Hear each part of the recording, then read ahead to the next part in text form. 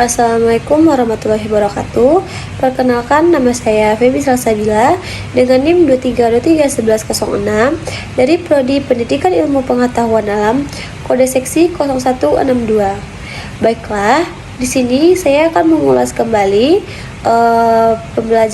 materi pembelajaran yang sudah Bapak berikan, di mana mata kuliah ini yaitu Administrasi dan Supervisi Pendidikan, di mana mata kuliah ini diampu oleh Bapak Dr. Hanif Al-Qadri, MPD. Baiklah,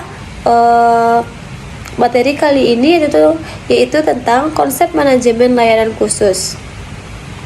Konsep manajemen layanan khusus menjadi bagian yang cukup penting keberadaannya dalam lingkungan sekolah.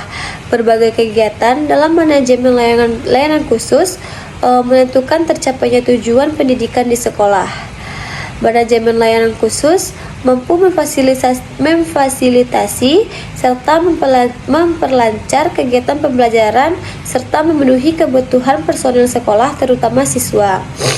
Selain itu, keberadaan manajemen layanan khusus mampu memberikan khusus yaitu perpustakaan sekolah, laboratorium sekolah, kriteria sekolah, usaha kesehatan sekolah atau UKS, asrama sekolah, koperasi sekolah, dan transportasi sekolah.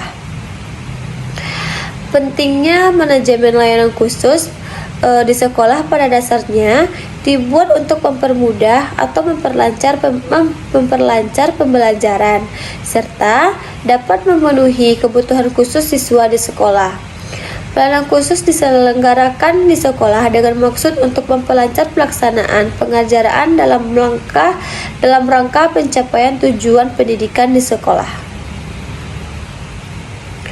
Pendidikan di sekolah antara lain juga berusaha agar peserta didik senantiasa berada dalam keadaan baik di sini menyangkut aspek jasmani maupun rohaninya. Dari uraian tersebut dapat disimpulkan bahwa manajemen layanan khusus adalah suatu proses kegiatan memberikan pelayanan kebutuhan kepada peserta didik untuk menunjang kegiatan pembelajaran agar tujuan pendidikan bisa tercapai secara efektif dan efisien. Implementasi manajemen layanan khusus yang dilakukan sekolah meliputi manajemen perpustakaan. Mengingat perpustakaan merupakan salah satu unit yang memberikan layanan kepada peserta didik dengan maksud membantu dan menunjang proses pembelajaran di sekolah, melayani informasi-informasi yang dibutuhkan serta memberi layanan reflektif melalui koleksi bahan pustaka. Maka dari itu, perpustakaan perlu dikelola dengan baik agar dapat mengikuti perkembangan zaman. Selain manajemen perpustakaan, implementasi manajemen layanan khusus lainnya adalah layanan kesehatan di sekolah, yang biasanya dibentuk sebuah wadah bernama Usaha Kesehatan Sekolah atau UKS. UKS adalah usaha kesehatan masyarakat yang dijalankan sekolah. Implementasi layanan khusus yang terakhir adalah layanan keamanan, yaitu layanan yang dapat memberikan rasa aman pada siswa selama siswa belajar di sekolah, misalnya adanya penjagaan oleh satpam sekolah. Mengingat pentingnya manajemen layanan khusus di suatu sekolah merupakan bagian penting dalam manajemen berbasis sekolah atau MBS yang efektif dan efisien. Maka dari itu, sekolah tidak hanya memiliki tanggung jawab dan tugas untuk melaksanakan proses pembelajaran dan mengembangkan ilmu pengetahuan dan teknologi saja, melainkan harus menjaga dan meningkatkan kesehatan baik jasmani maupun rohani peserta didik dan memberikan rasa aman pada siswa selama siswa belajar di sekolah. Jenis-jenis layanan khusus yang diberikan sekolah kepada peserta didik antar sekolah satu dengan sekolah lainnya pada umumnya sama, tetapi proses pengelolaan dan pemanfaatannya yang berbeda.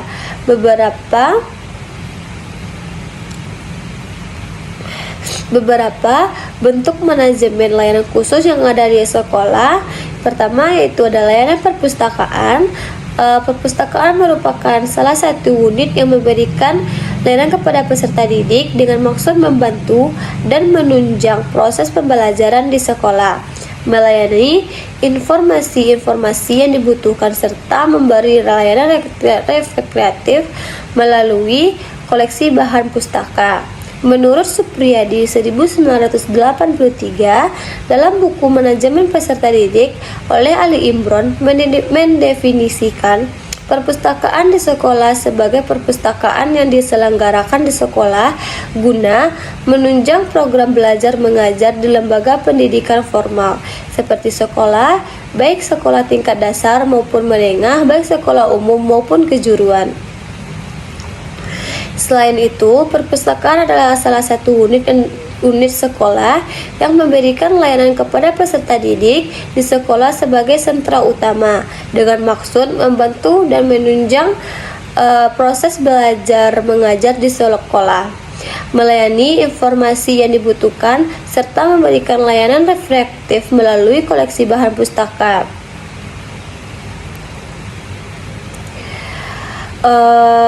Menurut J.C. Frederick William pada buku Pengelolaan Layanan Khusus di Sekolah oleh Kusminirtadjo 1992 mendefinisikan layanan kesehatan adalah sebuah klinik yang didirikan sebagai bagian dari universitas atau sekolah yang berdiri sendiri yang menentukan diagnosa dan pengobatan fisik, penyakit jiwa, dan dibiayai dari biaya khusus dari semua siswa. Layanan asrama peserta didik bagi peserta didik khususnya jenjang pendidikan menengah dan pendidikan tinggi, terutama bagi mereka yang jauh dari orang tuanya, diperlukan asrama.